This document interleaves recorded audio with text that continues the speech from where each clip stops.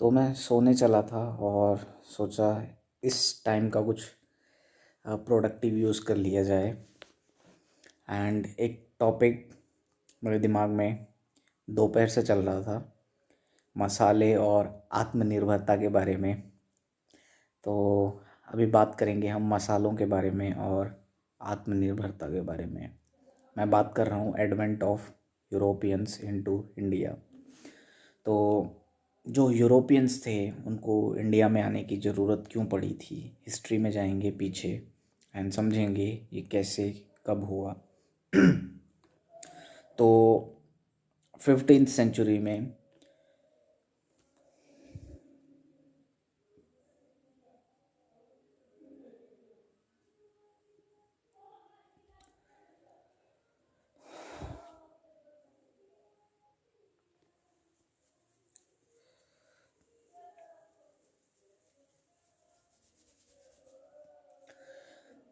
तो पहले यूरोप की हालत कुछ ऐसी थी कि बहुत ज़्यादा रिलीजियस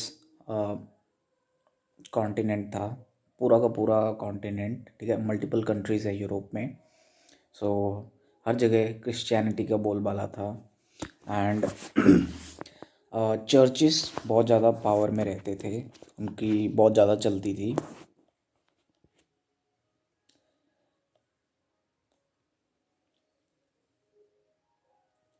एंड कोई अगर चर्च के खिलाफ साइंस की बात करेगा तो उसे दुश्मन समझ लिया जाता था, उसका मरना तो पक्का था। अगर तुम बोल दो कुछ खिलाफ रिलीजन के तो ब्लास्फेमी जैसी चीज़ें हो जाती थी। तो इन 15th सेंचुरी बहुत सारे बुद्धिजीवियों के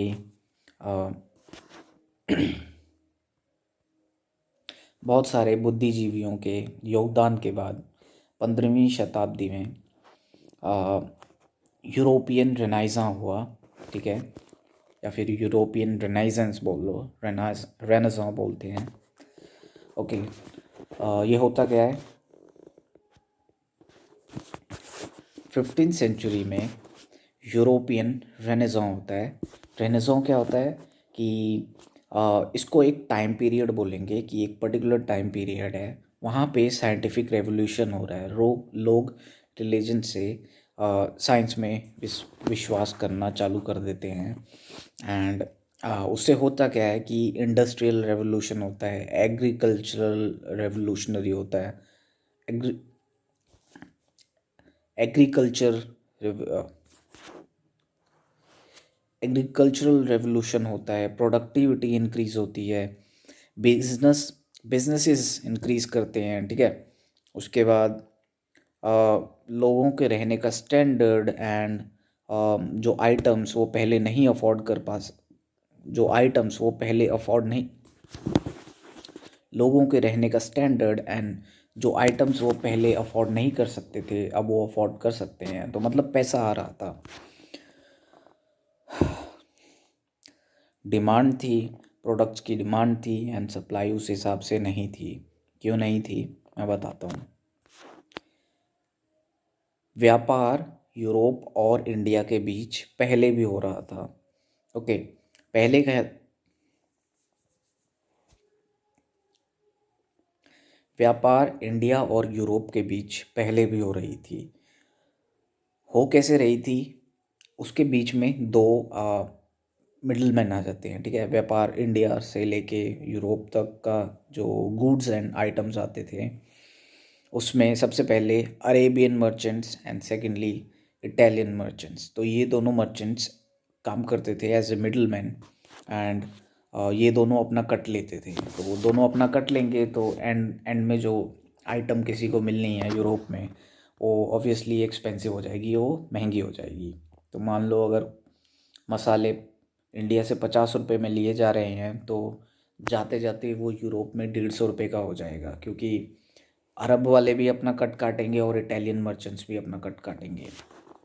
तो ऐसी कुछ सिचुएशन थी एंड क्योंकि ठंडा इलाका था यूरोप, वहाँ पे मीट की कंजम्पशन भी काफ़ी ज़्यादा होती थी। तो बढ़ती डिमांड के कारण मीट को प्रिजर्व करके रखना था लंबे टाइम तक, ठीक है, क्योंकि उस टाइम पे रेफ्रिजरेटर्स फ्रिजेस वगैरह नहीं होते थे, तो कुछ सर्टन स्पाइसेस चाहिए होते थे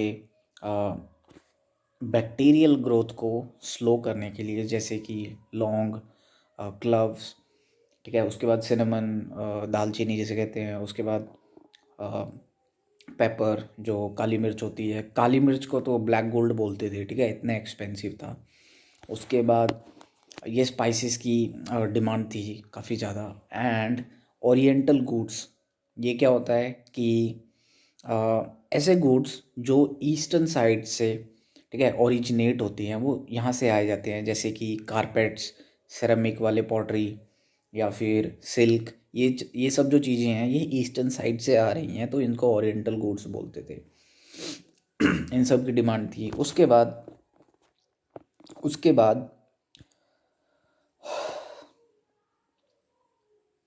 उसके बाद 1453 में, 1453 में जो कॉन्स्टेंटिनोपल है, ठीक है, वो बाइजेंटाइन एम्पायर के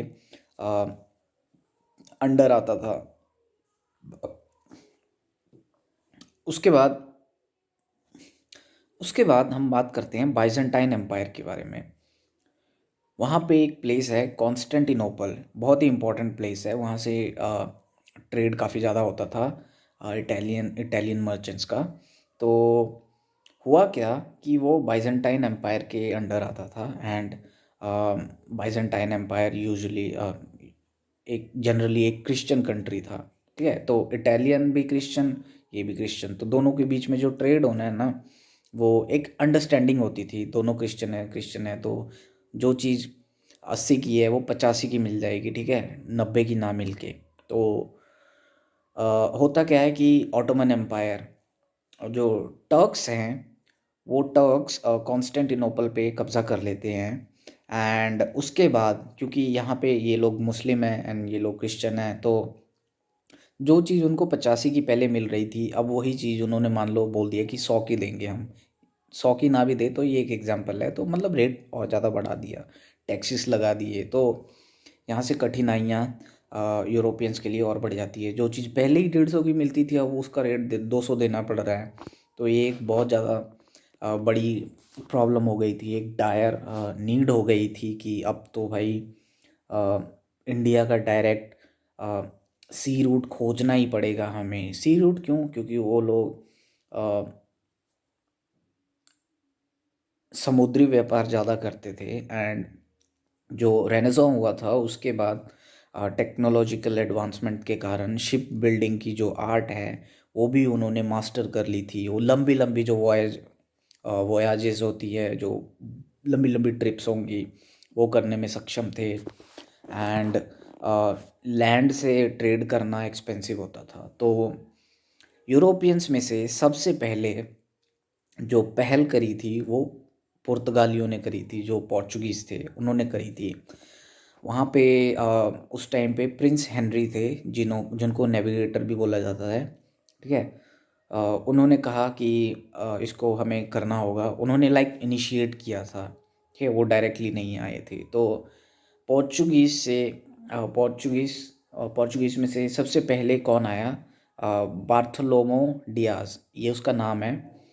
सही से मैं ले रहा हूँ कि नहीं पता नहीं। बार्थोलोमो डियाज 1400 पता नहीं कुछ ईयर था, उसमें उसने सबसे पहले अफ्रीका के नीचे से होते हुए इंडियन ओशियन से होते हुए इंडिया आने की कोशिश करी, ठीक है, पर वो सक्सेसफुल नहीं हुआ।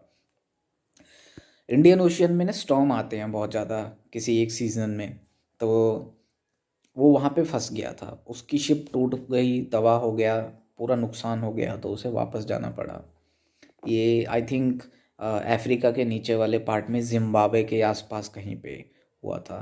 तो उसके बाद तकरीबन 10 से 11 साल के बाद वास्को डी गामा, जो उसके जो बार्थोलोमो डियाज था, उसने काफ़ी सारी इंटेलिजेंस और जानकारी वास्को डी गामा को दे रखी थी कि ऐसे जाना, उधर से जाना, वो फलाना ढिमकाना। तो 11 साल बाद वास्को डी गामा पोर्चुगीज से अगेन इंडिया के लिए निकलता है। एंड ये फिर से जहाँ पे पहले शिप टूट गई थी वहीं पे जाके रुकता है एंड आगे उसे लाइक कॉन्फिडेंस नहीं आता है कि आगे पहुँच पाऊँगा कि नहीं पहुँच पाऊँगा। तो वहाँ का एक लोकल कैप्टन, एक गुजराती कैप्टन उसे मिलता है। तो वो उसकी हेल्प लेता है कि भाई मुझे इंडिया जाना है एंड वो बोलता है हाँ हाँ मैं पहुँचा दूँगा। तो उसने सही सलामत उसको इंडिया का रास्ता दिखा दिया, इंडिया पहुँचा दिया उसके शिप को। तो वो सबसे पहले आई थिंक कैलीकट गए थे, केरला के पास पहुँचे थे वो लोग, गुजरात नहीं पहुँचे थे। तो इस तरीके से पहला यूरोपियन वहाँ पहुँचा था इंडिया। और यहाँ से फिर उन्होंने जैकपॉट हिट कर लिया था, उनकी लॉटरी लग गई थी जैसे ही वो इंडिया पहुँचे। एक डायरेक्ट रूट मिल गया था उनको, जो बीच में मिडल मैन थे और इतना ज़्यादा प्रॉफिट उनको देना पड़ता है, अब वो सारा कम हो गया। तो व्यापार उनका बहुत बढ़ा, ठीक है। अब ये लोग, होता है ना कि एक मोनोपोली हो गई पूरे यूरोप में इनकी। तो अब देखा देखी यूरोपियंस में कंपटीशन तो रहती थी कि इसने किया है तो मैं भी करूँगा। तो देखा देखी अब डच ने बोला कि भाई इनका बहुत वो हो रहा है, प्रॉफिट हो रहा है, ठीक है, ये लोग बहुत प्रॉफिट कमा रहे हैं। तो सेकंड एंट्री मारते हैं डच, ठीक है। और वो कुछ खास नहीं करते, उनका फोकस होता है इंडोनेशिया साइड पे, वो कुछ खास नहीं करते हैं।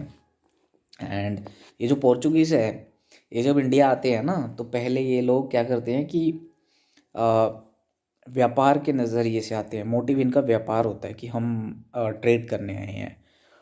तो धीरे धीरे इन्होंने व्यापार तो किया, बट वो होता है ना कि पैर रखने दिया, अब पैर पसारना भी है। तो अब इन्होंने कब्जा करने की सोच ली। कब्जा मैंने ऐसा नहीं कि पूरा इंडिया कब्जा कर लेते हैं, मतलब कि यहाँ पे ना स्पाइसेस की बहुत ज़्यादा भरमार है। तो यहाँ पे अगर हमारा राज चले, बेसिकली इसको एक क्रिश्चियन स्टेट बना दिया जाए तो बेटर रहेगा इनके लिए। क्योंकि यूरोपियंस उस टाइम पे यही करते थे, जाते थे जहाँ भी जाते थे कॉलोनी टाइप की बनाने लग जाते थे, क्योंकि ये लोग खुद को सुपीरियर मानते थे कि हम लोग टेक्नोलॉजिकली एडवांस हो गए हैं, हमारे पास साइंस आ गया है, फलाना ढिमकाना।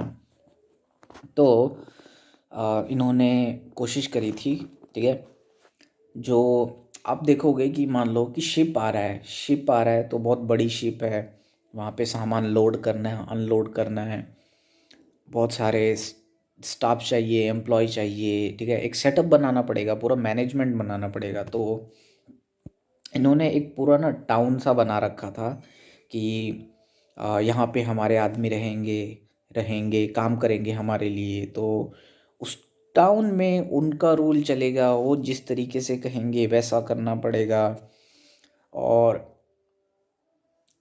उसको नाम क्या दे दिया था इन्होंने, कुछ ऐसा नाम दिया था कि पोर्चुगीज़ स्टेट ऑफ इंडिया। इसका नाम कुछ और था पोर्चुगीज़ में, बट इंग्लिश में ऐसे बोलेंगे Portuguese state of India. And इनको मैनेजर बिठाने चाहिए था ना, कि डेजिनेशन का नाम रखा है तो मैनेजर रखेंगे ना कि ये आदमी ये मैनेज करता है फलाना ढिमकाना, या लोडर अनलोडर। इन्होंने क्या अपॉइंट करने चालू कर दिए, गवर्नर्स, ठीक है, गवर्नर्स अपॉइंट करने चालू कर दिए। उस टाइम से लाइक इंडिया में भी पता लग गया कि इनका मोटिव क्या है।